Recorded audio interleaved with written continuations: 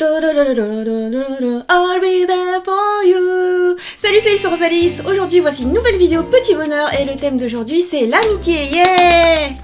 Je suis super contente en fait de pouvoir me dire ah, je célèbre les 20 ans d'amitié avec certains amis. Et quand on est jeune et qu'on a des amis et qu'on les aime fort et on se dit toujours ah, on sera amis pour toujours et j'espère que ça durera et qu'on se verra tout le temps et puis que rien ne nous séparera. Et je suis super contente du coup de pouvoir me dire tiens, je regarde un petit peu en arrière et ben on est toujours ensemble. Et du coup c'est super cool, du coup j'avais envie de vous partager ce petit moment de joie, ce petit moment de bonheur, surtout en fait autour de la nouvelle année. Parce que c'est le moment que je choisis toujours mon ami Bruno pour se manifester, pour dire comme ça, un peu à l'improviste, ah, est-ce que je peux passer? Ok, vas-y, passe. Et même si c'est genre du jour au lendemain, même si c'est le jour de l'an, et bah voilà, bah viens quoi, avec grand plaisir. Et on a synchronisé ça aussi avec mon ami Axel Terizaki. En fait, il avait proposé qu'on se voit après Art to Play, et puis Morgan s'est fait la totale, il s'est fait une gastro, il s'est fait une rage de dents, et tout, et puis du coup, ben, ça a tout décalé. Et puis, bah, peu de temps après avoir vu Bruno, je me suis dit, c'est peut-être le bon moment pour voir Axel. Et du coup, ben, on s'est vu genre hier soir et ben, du coup, suite à la super soirée qu'on a passée, je me suis fait ma première grasse mat depuis des siècles. Parce que moi, je me lève tout le temps super tôt, quoi. Mais là, oh, voilà, tellement on s'est amusé, tellement on était heureux, et ben voilà, c'était la grasse mat. Et voilà, ben, ça revêt un peu quelque chose d'exceptionnel et en même temps, mais c'est quelque chose qui perdure. Et en fait, quand on est amis au stade, je sais pas moi, collège, lycée et tout, tu vois tu vois tes camarades de classe, par exemple, si t'es ami avec tes camarades de classe, tous les jours. Tu te poses pas la question parce que la rencontre, elle est provoquée par le fait d'aller à l'école. Mais plus tu grandis, plus ça diffère. Par exemple, moi, quand j'étais étudiante, et puis même de manière complètement générale, j'étais amie avec tout le temps des gens différents, des gens que je croisais pas tout le temps. Et c'était toujours moi qui devais provoquer la rencontre, enfin moi ou mes amis. Hein. Donc j'invitais mes amis tous les week-ends, et puis inversement, et on se voyait tout le temps, on faisait tout le temps plein de trucs ensemble. Genre, on allait à des conventions, on allait à la plage, ou on allait au cinéma, ou même des fois on faisait rien, on restait à la maison, on jouait, on parlait, on mangeait, je préparais des petits plats et tout, et voilà, on partageait des moments de qualité ensemble, et des moments très fréquents, très réguliers. Et moi j'ai toujours aimé ça.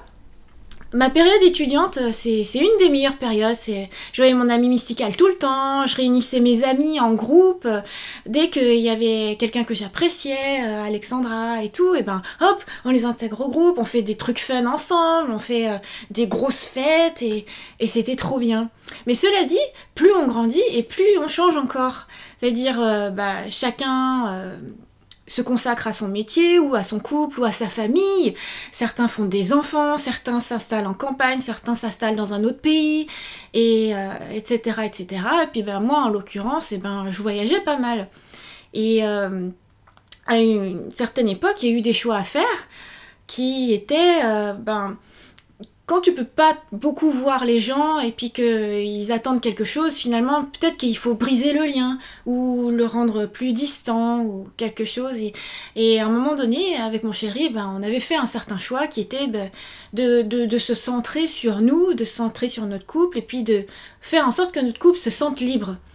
Et du coup, j'ai beaucoup moins vu mes amis qu'avant.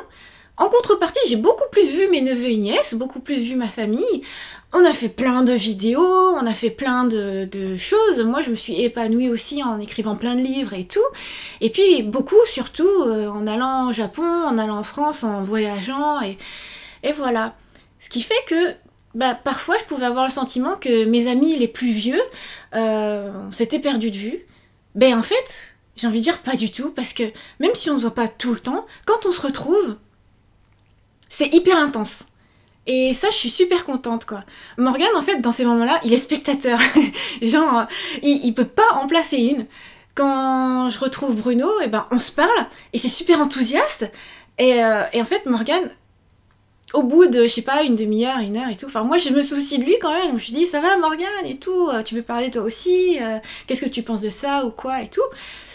Et puis, après coup, Morgane me fait le bilan et me dit, mais vous vous rendez pas compte tous les deux que vous parlez non-stop. C'est impossible de s'insérer dans la conversation parce que l'un rebondit sur l'autre et tout. Mais du coup, c'est chouette parce que ça veut dire on partage toujours les mêmes passions, on partage toujours des centres d'intérêt en commun et surtout, on a toujours des points de vue assez similaires. Et ça, je trouve ça magique.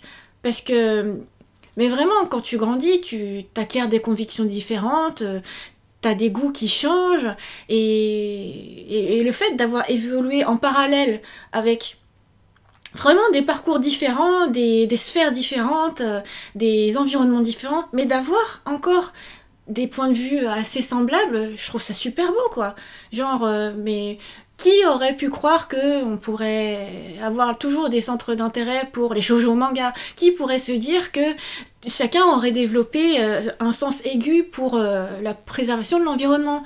Eh ben, rien ne présageait ça. Avant, on faisait des fanzines, quoi, ensemble, c'est tout. On avait genre que ça en commun, et puis bah... je sais pas, je trouve que c'est trop cool, quoi. Et pareil, du côté de Axel Terizaki, eh ben, on avait quoi? Evangelion en commun? Et puis le fait d'être passionné par Internet, de partager des choses, de faire des choses par passion aussi, et de partager avec ses amis, de s'entraider et tout. Et là, on se retrouve, et à un moment donné, ça fait tilt. Parce qu'on était en train de faire du karaoké Mugen, c'est très très bien. Et donc, au fur et à mesure qu'on met des génériques d'animé à chanter, à un moment donné, on se rend compte, tiens, on aime un peu les mêmes choses. Et puis, Axel, donc, il dit, moi, j'adore tous les animés qui sont issus de mangas, enfin, des mangas qui sont prépubliés sur Manga Time Kelala. Et moi, j'ai oh, mais c'est exactement moi! Et du coup, je dis, mais attends, mais on continue d'aimer les mêmes choses. Et lui, tout naturellement, il dit, bah oui, c'est pas pour rien qu'on est amis. Et là, c'est, waouh! Ben oui, parce que quand tu te vois plus si souvent qu'avant, quand tu te vois pas tous les week-ends ou à la moindre occasion et tout ça, tu sais plus en fait si tu peux toujours avoir le statut d'ami, si tu le mérites encore ou quoi. Et lui, mais c'était vraiment avec le plus pur naturel, quoi. C'est la candeur incarnée, la gentillesse incarnée.